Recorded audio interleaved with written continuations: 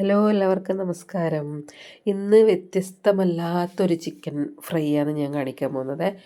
വ്യത്യസ്തമായ എന്നൊന്നും പറയാനൊന്നുമില്ല, ഒരു വ്യത്യാസവുമില്ല. സാധാരണ എല്ലാവരും മിക്കവാറും ആൾക്കാർക്ക് ഇതുപോലെ പൊരിക്കാറുണ്ടാവുമായിരിക്കും. ഇനി അഥവാ ആരെങ്കിലും ഇതുപോലെയല്ല പൊരിക്കുന്നെങ്കിൽ ജസ്റ്റ് ഒന്ന് ട്രൈ ചെയ്ത് നോക്കാൻ പറ്റും. അങ്ങനെ ഒരുപാട് ഇൻഗ്രീഡിയൻസും കാര്യങ്ങളൊന്നുമില്ല. ഞാനൊക്കെ സാധാരണ കുക്കിംഗ് വീഡിയോ കണ്ടാലും ഒരിക്കലും ഞാൻ അതുപോലെ ചെയ്യാറില്ല. എന്നെപ്പോലെ തന്നെ ആയിരിക്കും മിക്കവാറും ആൾക്കാർ. ചില ആൾക്കാർ മാത്രമേ നല്ല സത്യസന്ധമായിട്ട് അതേപോലെ ചെയ്യുള്ളൂ. അപ്പം അതുപോലെ ഇത് കണ്ടാലും ഇതിൽ നിന്ന് എന്തെങ്കിലും ഒന്ന് കുറക്കണം എന്നെല്ലാം തോന്നിയ ടേസ്റ്റിൽ ചെറിയ വ്യത്യാസം വരുന്നില്ല കാര്യത്തിൽ ഉറപ്പാണ്. നിന്നാലും അപ്പോൾ ഞാൻ പറഞ്ഞുതരാം. ഞാൻ തന്നെയാണ് ചിക്കൻ വാങ്ങിക്കാൻ പോവുക. അപ്പോൾ എൻ്റെ ഇഷ്ടത്തിന് ഞാൻ കട്ട് ചെയ്ത് വാങ്ങിക്കുന്നത്.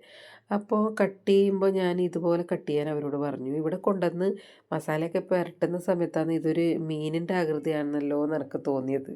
ഇതുപോലത്തെ മീനില്ലേ, അപ്പോൾ അങ്ങനെ അതുപോലെ ഞാൻ മീൻ വരയിടുന്ന പോലെ വരയിട്ട് ആദ്യം വരയിടേണ്ട പ്ലാനിങ് ഒന്നും ഉണ്ടായില്ല കേട്ടോ. പിന്നെ മീനെ പോലെ കണ്ടുകൊണ്ട് എനിക്ക് വരയിടാനൊന്നും തോന്നി.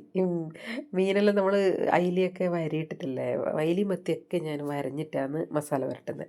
അപ്പോൾ അതുപോലെ ഇതിലേക്ക് പൊടികൾ എന്തൊക്കെയാണ് ചേർത്തെന്ന് വെച്ചാൽ മഞ്ഞൾപ്പൊടി, മുളക് പൊടി, കുരുമുളക് പൊടി, ഉപ്പ്, ഗരം മസാല, ഗ്രാമ്പു പട്ട ഏലക്ക വീട്ടിൽ ഇപ്പം പൊടിച്ച് വെക്കും, ആ പൊടി ചേർത്തു, തൈര് ചേർത്തു, ഇഞ്ചി വെളുത്തുള്ളി പേസ്റ്റ് ചേർത്തു, കറിവേപ്പില ചെറുതായി അരിഞ്ഞ് ചേർത്തു. ഇത്രയാണ്. അഥവാ കറിവേപ്പില ചേർക്കാൻ മറന്നു പോകുന്നുണ്ടെങ്കിൽ ആ എണ്ണയിൽ കുറച്ച് കറിവേപ്പില ഇട്ടാലും ഫ്ലേവർ വരും. എന്നാലും നമ്മൾ മിക്സ് ചെയ്യുമ്പോൾ ചേർക്കുന്നതിന് നല്ലത് കേട്ടോ. എന്നിട്ട് ഇത് പുരട്ടിയിട്ട് നമ്മൾ ഒരു ദിവസം മുഴുവൻ ഫ്രിഡ്ജിൽ വെക്കണം. നമുക്ക് നാളത്തെ ആവശ്യത്തിനാണെങ്കിൽ ഇന്നെല്ലാം റെഡിയാക്കി വെക്കണം എന്നർത്ഥം. അങ്ങനെ വെച്ച് അത് പിന്നെ എല്ലാവരും അങ്ങനെ ചെയ്യുന്നത് തന്നെയാണ്, പ്രത്യേകിച്ച് പറയാനൊന്നുമില്ല. എന്നാലും അതിൻ്റെ ഒരു ടേസ്റ്റ് അങ്ങനെയാണ് വരുന്നത്. നല്ലോണം എരിവും ഉപ്പും മുളകെല്ലാം പിടിച്ച് അങ്ങനെ. അപ്പോൾ അങ്ങനെ വെച്ചിട്ട് നമ്മൾ എണ്ണയിൽ വറക്കാൻ എടുക്കുന്നതിന് അരമണിക്കൂർ മുന്നേ ഫ്രീസറിൽ നിന്ന് പുറത്തെടുത്ത് വെക്കണം. അതിന് ശേഷം അരിപ്പൊടി, അപ്പപ്പൊടിയില്ല, മിനുസുള്ള പൊടി ആയിരിക്കണം, അരിപ്പൊടി നല്ലപോലെ കോട്ട് ചെയ്തിട്ടാണ് എണ്ണയിലോട്ട് വറക്കാനിടുന്നത്.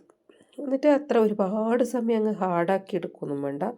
തിരിച്ചു മറിച്ചിട്ട് അതിൻ്റെ വേവിനനുസരിച്ച് വേവിച്ചെടുത്താൽ നല്ലൊരു ഫ്ലേവറിൽ സൂപ്പർ ടേസ്റ്റിൽ കഴിക്കാം. ചിലപ്പോൾ എല്ലാവരും ഇങ്ങനെ തന്നെ ആയിരിക്കും ഉണ്ടാക്കുന്നത്. ഞാൻ കുറേ പ്രാവശ്യം ഇങ്ങനെ ഉണ്ടാക്കി എനിക്ക് ടേസ്റ്റ് ഇഷ്ടപ്പെട്ടുകൊണ്ട് ഉണ്ടാക്കി.